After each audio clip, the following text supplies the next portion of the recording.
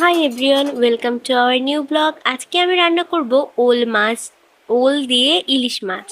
তো প্রথমে আমরা একটা কড়াইতে তেল দিয়ে নিয়েছি, আর তেলটা গরম করে নিবে অবশ্যই, যাতে মাছ লেগে না যায়। তারপরে আমরা আস্তে আস্তে মাছগুলো সব দিয়ে দিব, আর দিয়ে অবশ্যই একটা টেস্ট করে নিবে যে উঠতেছে কিনা। তারপরে আস্তে আস্তে সবগুলো মাছ দিয়ে দিবে, দিয়ে তারপরে এক এক করে আমরা এপাশ ওপাশ করে ভেজে নিব। যাতে এটা বেশি ভালো করে ভাজার দরকার নেই, যেহেতু এটা ইলিশ মাছ, এটা বেশি করে ভাজলে আর কি সেরকম স্বাদ লাগবে না খেতে। কাজে কোনো মতে একটু এপিট করে ভেজে নেব।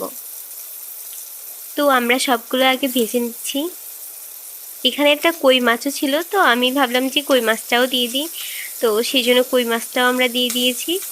এবার আমরা এটা ভালো করে এপট ওপট করে ভেজে নিচ্ছি। ভাজা হয়ে গেছে, এখন সবগুলো আমি একটা পাতিলে উঠিয়ে দিচ্ছি। এই যে দেখো, আর এই তেলে এই যে আমি ওল আগে থেকে সিদ্ধ করে রেখেছিলাম, সেজন্য আমার পরবর্তীতে আর কোনো অসুবিধা হচ্ছে না, আর সিদ্ধ করারও কোনো ঝামেলা নেই। তো কাজে কড়াইতে ওই একই তেলে আমি জিরে দিয়ে দিব, আর দিচ্ছি গিয়ে জিরেটা একটু ভাজা ভাজা হলে তারপর যে মশলা আছে সেই মশলাটা দিয়ে দিব। এখানে আমি দিচ্ছি যে 1 চামচের মতো তোমার জিরে বাটা দিব, আর ধনে বাটা দিব। মানে জিরে ধরে এখানে তোমরা গুঁড়ো মশলাও অ্যাড করতে পারো। আমি এটা পাটায় বেটেছিলাম, তো সেটাই আমি এখন অ্যাড করব। যে দেখছো জিরেটা ভালো করে আমি ভেজে নিচ্ছি।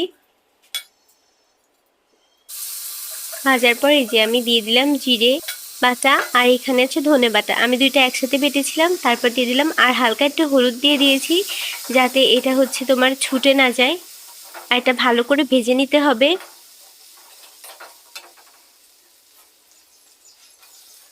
তারপর আমি একটু ঝাল দিচ্ছি, বেশি পরিমাণে দিয়ে দিব, কেননা এটা যেহেতু ওল কচু জাতীয় জিনিস, কাজে এটা গলা ধরার ভয় আছে, সেজন্য আমি একটু বেশি করে ঝাল দিয়ে দিব।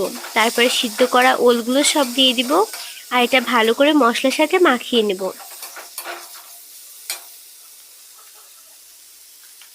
আর হালকা একটু লবণও দিয়ে দিচ্ছি, আমি এখানে 2 চামচ পর্যন্ত লবণ দিয়েছি, তোমরা তোমাদের স্বাদ মতো লবণ দিবে। তারপর পরবর্তীতে আমি আরেকটু হলুদ দিয়ে দিয়েছি। এবার এটা ভালো করে মিশিয়ে নেব আমি, যাতে এটা একটু ভাজা ভাজা হয়, মানে কষানোর মতো। তো আমি কষানোর মতো করে নেব, এটা একটু কষানোর মতো করলে স্বাদটা একটু বেশি হয়। তারপর আমি এখানে জল অ্যাড করছি। এটা জল আমি বেশি জল নিব না, অল্প জলই নিচ্ছি, যাতে তরকারি একটু উপরে থাকে, সেই জন্য সের মতো আমি জল নিচ্ছি। জল দিয়ে এবার আমি এটা ঢেকে দিব। এবার ঝোল যখন ফুটে আসবে, তখন আমি এটা দেখছো যে আর একটু নাড়িয়ে নিচ্ছি। আর আমি এখান থেকে মাছগুলো সব দিয়ে দিব। এই যে গামলায় যা ছিল মাছ, সেগুলো আমি সব দিয়ে দিয়েছি। আর এটা ভালো করে নেড়ে চেড়ে নিব, আর মাছগুলো ঝোলের ভিতর ডুবিয়ে দিব, যাতে মাছের ভিতরও পর্যাপ্ত পরিমাণে তোমার যে মশলা বা যে ঝোল আছে সেগুলো যায়, আর মাছটা যাতে একটু নরম হয়ে যায়।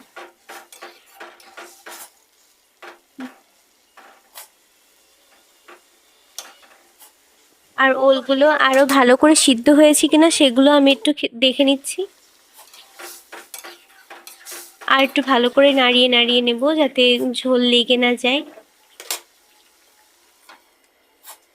এখন আবার একটু ঢেকে দিব, আর কিছুক্ষণ পরে আমি উঠিয়ে নিয়েছি। উঠিয়ে এবার ঝালগুলো ছিল, সেই ঝালগুলো ভেঙে দিয়েছি। আর এই দেখো, এবার ঝাল ভেঙে দিলে আমাদের পরবর্তী সব রেডি। কত সুন্দর হয়েছে না, খেতেও অসাধারণ হয়েছে। এই যে পরবর্তীতে আমার মা টেস্ট করেছিল রান্না,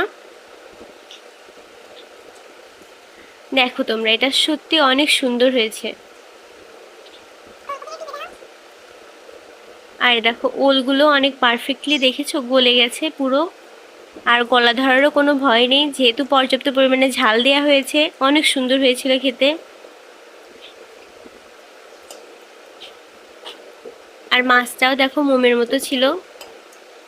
তো আজকে এই পর্যন্তই। অবশ্যই চ্যানেলটা সাবস্ক্রাইব করবে, আর কেমন হয়েছে কমেন্টে জানাবে, আর লাইক করতে ভুলবে না।